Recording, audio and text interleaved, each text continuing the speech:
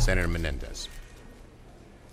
Well, thank you, Mr. Leader. Look, so let me start with today, which is that what we have here is a commander in chaos who has decimated U.S. foreign policy's establishment at the State Department. The way in which Secretary Tillerson I wasn't a fan of Secretary Tillerson, but the way in which he was let go, the circumstances under which we have an emaciated department that has been cut dramatically with arbitrary freezes and a loss of institutional knowledge that is critical to U.S. foreign policy and national security puts it one of the riskiest times that I've seen in my 26 years of doing foreign policy between the House and the Senate.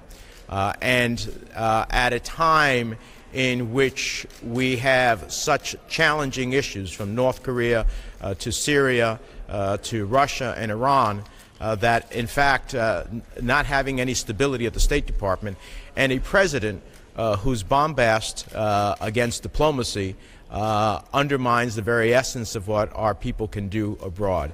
And that is exemplified by the whole Russia issue. I was one of those that helped write Katz, and the reality is that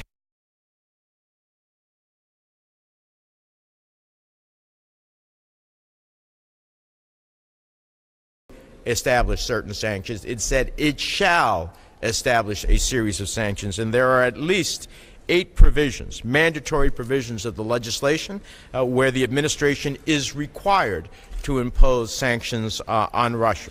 8, but not one has been imposed since the law was passed and went into effect on August 2nd of last year. And I just want to cite one that is an example that is crystal clear that the administration has not pursued. Section 224 requires the administration to impose sanctions on anyone acting on behalf of the Russian government who undermines the cybersecurity of a person or a democratic institution anywhere in the world. Yet no sanctions have been levied.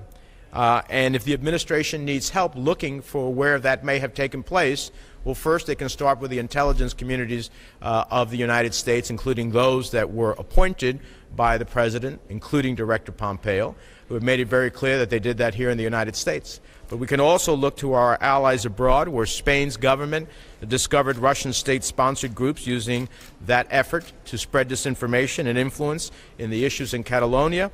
And just last month, the German government pointed to a massive cyber attack against its foreign ministry.